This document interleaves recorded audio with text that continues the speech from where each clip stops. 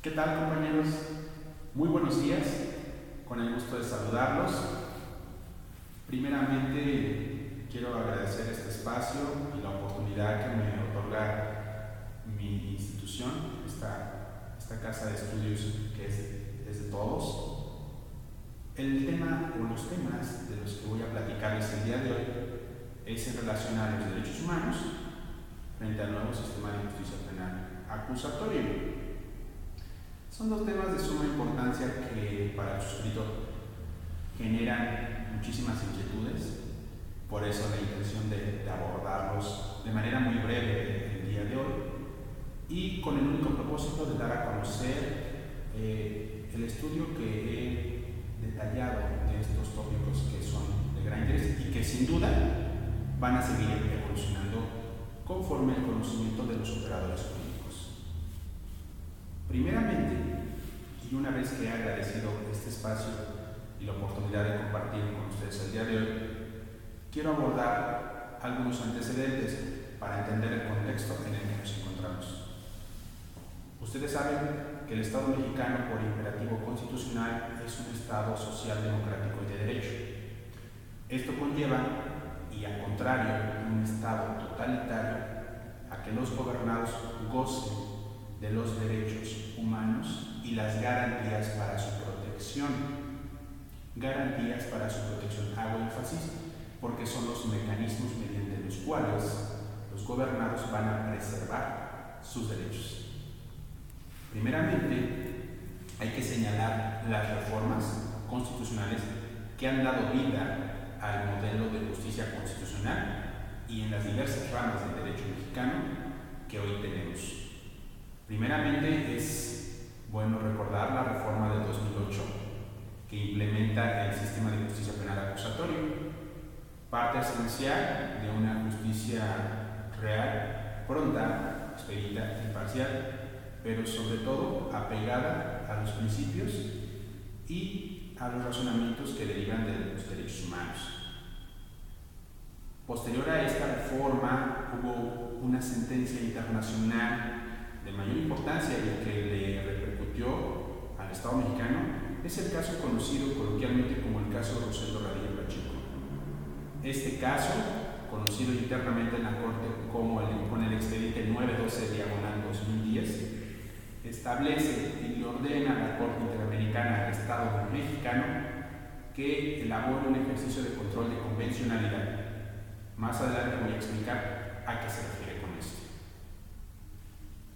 Precisamente derivado de esa resolución internacional, el Estado mexicano en el 2011 elabora la reforma constitucional en materia de derechos humanos y, entre otros artículos reformados, encontramos el artículo primero que establece la protección de los derechos humanos. El segundo párrafo le da vida al principio pro persona, que de igual manera vamos a abordar más adelante, y una serie de mecanismos de protección y principios de los derechos humanos. También establece precisamente que lo esencial del derecho humano es preservar la dignidad humana. Es el valor supremo, axiológicamente, y hoy positivizado, que se debe preservar a través de los derechos humanos. Por último, vino la reforma en el año 2013 en materia de amparo, con lo que tenemos hoy en día la nueva ley de amparo reglamentaria de los artículos 113 y 107 de la Constitución Federal. Este es el contexto normativo, este es el contexto de reformas que hemos adoptado. Ahora, precisamente tenemos que partir y conceptualizar cada una de las hipótesis que se derivan de cada una de estas reformas, precisamente para comparar qué derecho debe prevalecer. Primeramente, se ha establecido, en base a todos estos antecedentes, que nuestro modelo de justicia constitucional se debe de ejecutar a través de un control denominado de convencionalidad o control de la constitucionalidad que teníamos hasta hace algún tiempo. ¿A qué se refieren estos controles? El control de constitucionalidad a que todas las normas inferiores al texto constitucional deben ser armónicas a él o a la Constitución. De lo contrario, al no ser armonizadas por los operadores jurídicos, tendríamos normas que contravienen la Constitución y por lo tanto se buscaría una aplicación o más bien una inaplicación de dicho texto normativo. Lo que lo supera el día de hoy es el control de convencionalidad, que no es otra cosa que un ejercicio, una facultad, una obligación que se da por parte de la autoridad para vincular el derecho internacional con el derecho nacional, pero sobre todo con su acto de autoridad. Esto para generar a los gobernados una mayor protección. Con esto queremos decir que todas las autoridades, de conformidad con el artículo primero, están obligadas a interpretar las normas favoreciendo en todo momento la protección más amplia a los gobernados, principio pro persona, pero que se hace a través precisamente de un control de convencionalidad adecuada, que no es otra cosa que la obligación de las autoridades o el ejercicio de las autoridades para enlazar el texto normativo internacional o el nacional con su resolución administrativa, judicial o de carácter meramente de autoridad. En cualquier materia, el artículo primero precisamente habla de todas esas modalidades en las que se debe hacer un control de convencionalidad. Vamos a continuar, y aparte de comentar estos dos controles, el Estado mexicano tiene garantías para su protección, lo que yo comentaba hace un momento. Estas garantías se conocen como los mecanismos mediante los cuales los gobernados pueden defender sus derechos humanos. Y tenemos el amparo, directo o indirecto, las controversias constitucionales y las acciones de inconstitucionalidad, entre otros mecanismos. Ahí estoy hablando solamente de materia nacional, independientemente del procedimiento internacional, que hoy en día también nos compete. Bueno, decía la Corte que en México teníamos un modelo de control concentrado de la constitucionalidad. ¿Qué es esto de control concentrado de la constitucionalidad? Bueno, esto no es otra cosa que la facultad que tiene el Poder Judicial de la Federación o el Poder Judicial en general para preservar la Constitución, los derechos o anteriormente llamados garantías que se establecían en dicho texto. Pero bueno, ese tema lo hemos superado. Esta facultad solamente establecía a la Suprema Corte y a los órganos dependientes de la Suprema Corte, y por eso encontramos el amparo, las acciones y las controversias. Después de la reforma de 2011 y con fundamento en el artículo primero constitucional, México adopta otro modelo de control constitucional. Esto es, el modelo de control constitucional difuso, que establece que todas las autoridades tienen la obligación de preservar los derechos humanos, las convenciones y la Constitución. Entonces, para ir diferenciando, el control de convencionalidad y el de constitucionalidad son técnicas interpretativas que favorecen a los gobernados a la hora de resolver determinada situación. El control difuso y el control concentrado son facultades de las autoridades para resolver asuntos en relación a sus facultades y a los instrumentos o mecanismos que los gobernados generen. De nueva cuenta menciono al amparo o cualquier acción que genere un particular. Entonces, teniendo ese cuadro plenamente identificada, podemos pasar al siguiente tema, que quiere decir cuáles son los efectos del control difuso y del control concentrado. Es muy sencillo. Los efectos del control difuso es inaplicación en caso concreto. Esto quiere decir que una norma que no sea acorde a la Constitución o a los tratados internacionales va a ser inaplicada en ese caso en concreto. Facultad que se le extiende a la mayoría de las autoridades por imperativo constitucional y, a contrario sentido, en un modelo concentrado de la constitucionalidad tenemos efectos generales, efectos que generan los mecanismos como el amparo, como la controversia y como la acción en cada asunto en particular.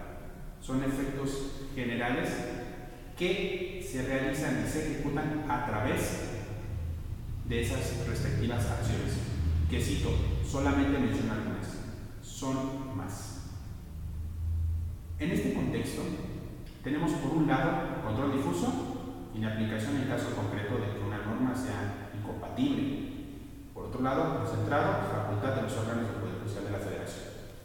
Entonces, en México tenemos un sistema constitucional mixto, así lo estableció la Corte, porque tenemos facultades tanto para la Suprema Corte y para los órganos dependientes del Poder Judicial de la Federación, como para cualquier otro tipo de autoridad, pero hace una diferencia en que en algunos van a ser solamente un ejercicio de inaplicación de normas y en otro lado van a ser efectos generales. En lo particular es una forma muy prudente de llevar a cabo nuestro modelo de justicia constitucional. Ahora, ¿esto en qué nos beneficia? En que, bueno, se traduce en el campo de la práctica.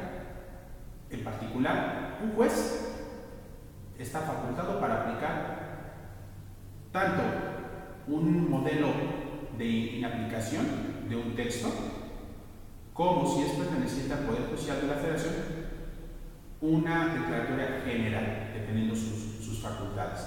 Entonces tenemos el caso de un agente de ministerio público. ¿Qué hace un agente de ministerio público si se encuentra ante un problema de esta naturaleza? Recordando que el principio de control de convencionalidad es de oficio, vamos a ver qué efectos prácticos, positivos y negativos tienen estos ejercicios, antes de pasar al bloque de constitucionalidad. ¿Qué efectos prácticos tienen? Pues que todos los operadores jurídicos pertenecientes al Poder Judicial de la Federación tienen facultades para, en aplicar el caso concreto, o en su caso a través de los mecanismos constitucionales, hacer una declaratoria general de inconvencionalidad o inconstitucionalidad. Pero retomando lo del agente de ministerio público, ¿qué hace un agente de ministerio público en caso de tener un asunto del que se advierta conlleva a una inconvencionalidad? Pues lo único que tiene que hacer es hacer una inaplicación en caso concreto. El Código Penal del Estado de México, en su fracción tal del artículo tal, es inconvencional y es inconstitucional. No lo aplico y se fue. Muy bien. Son efectos particulares, no generales. Le generan a las partes en el procedimiento un beneficio, asunto concluido. Pero vamos más allá y vamos a complejizarlo. ¿Cómo hacemos cuando tenemos que aplicar un bloque de constitucionalidad? Primeramente, ¿qué entendemos como bloque de constitucionalidad? Pues el bloque de constitucionalidad no es otra cosa sino el cúmulo de derechos humanos nacionales, internacionales, de resoluciones de la Corte, y los metemos en una sola esfera. ¿Ok? Hacemos el ejercicio de control de convencionalidad recogiendo el que sea mayormente protector en términos del principio pro persona. Ponderamos y resolvemos. Se oye simple, es el ejercicio de interpretación y argumentación que debe prevalecer mediante las resoluciones administrativas o judiciales de los diferentes operadores. Sin embargo, se hace complejo por el desconocimiento de los tratados. Tomando aquí un paréntesis, que precisamente la Corte, al dotarnos de muchísimo material internacional en materia de tratados, ha complejizado el estudio de los mismos. Sin embargo, no es imposible. Hasta hace unos meses teníamos 5 resoluciones donde ordenaban al Estado mexicano aplicar control de convencionalidad y preservar derechos humanos. Pero existe un pronunciamiento previo por la Corte que se establece en la contradicción de tesis 293 del 2011, que establece que todas las resoluciones, háblese de sentencias, tratados y jurisprudencia internacional, son vinculantes para el Estado mexicano, conllevando a más de 200 resoluciones que al día de hoy son vinculantes y que debemos conocer en nuestra labor de estudio como abogados, postulantes, como defensores, como fiscales o como administradores e impartidores de justicia. Entonces, el texto ha cambiado de manera muy generosa para nosotros como operadores. Primeramente, tenemos que entender cuáles son los alcances de dichos tratados para poder hacer una interpretación adecuada. Pero el ejercicio se hace mediante el bloque de constitucionalidad. Retomo. Imaginemos todo el catálogo de derechos humanos nacionales e internacionales. Imaginemos que ese catálogo se va a depurar mediante el ejercicio de control de convencionalidad en base al principio pro persona. Esto quiere decir que vamos a escoger precisamente el derecho humano que esté mayormente protegido, la norma más protectora, cualquiera que sea, y vamos a hacer una ponderación en caso concreto y vamos a resolverlo. Ese es el ejercicio. Sin embargo, hay que conocer cada uno de los tópicos. ¿Cómo lo aterrizamos? Porque también en la contradicción de tesis de que les he hablado, hay temas en materia penal que no pueden ser considerados precisamente con el principio por persona y con el control de convencionalidad. En esa contradicción de tesis 293 del 2011 se estableció también por la Suprema Corte de manera inadecuada o a lo mejor prudente para algunos doctrinarios, que tratándose de infracciones o tratándose de prohibiciones propiamente dicho que se establezcan en la Constitución, no vamos a aplicar control de convencionalidad ni principio profesional. Se va a quedar en calidad de letra muerta. No son muchos los tópicos que se puedan restringir en esa materia, porque recuerden que la Constitución que tenemos es garantista, maneja algunas restricciones. Pero, ¿en qué tipo de temas son estas restricciones? Básicamente en 3. Estamos hablando de que no va a haber control de convencionalidad ni principio por persona hasta el día de hoy en materia de arraigo, delincuencia organizada y prisión preventiva. ¿Por qué les comento que hasta el día de hoy? Porque hasta el día de hoy no tenemos una resolución de la Corte donde establezca que nuestro texto constitucional es incompatible con algún tratado internacional. Cuando se dé ese supuesto jurídico normativo, el Estado mexicano no va a tener otra que cambiar la reforma y derogar o eliminar esas figuras jurídicas que hasta hoy se justifican en materia de derecho penal del enemigo. Hasta el día de hoy no hemos tenido una resolución en ese sentido, pero créanme que una vez que se dé, a la Corte Interamericana no le va a importar lo que haya dicho la Corte de nuestro país, la Suprema Corte.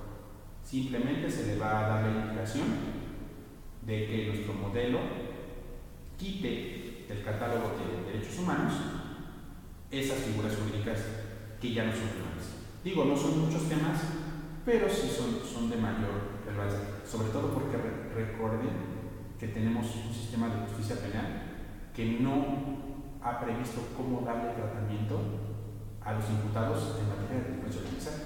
Pero ese tema lo voy a abordar en otra ponencia que más adelante haré.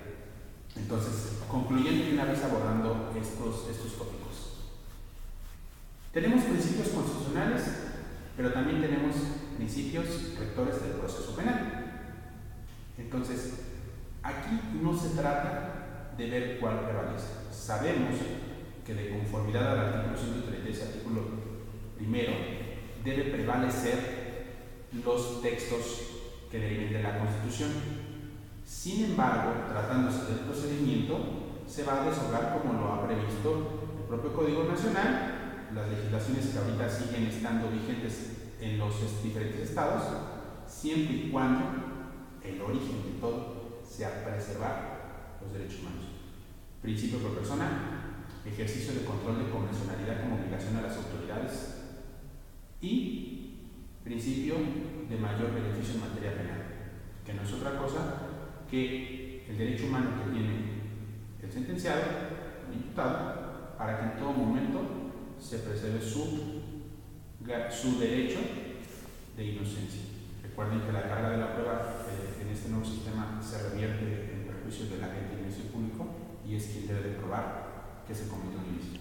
Entonces, recordemos, y con esto cierro, tenemos la obligación como gobernados y como operadores jurídicos o autoridades en el caso de algunos órganos de gobierno de preservar los derechos humanos. Porque si no preservamos nuestros derechos humanos, las violaciones tarde o temprano nos van a alcanzar. Porque recuerden que todos somos vulnerables a una violación de derechos humanos. Espero que haya quedado un poco claro estos conceptos. Fue para mí un placer compartir el día de hoy con ustedes y les mando un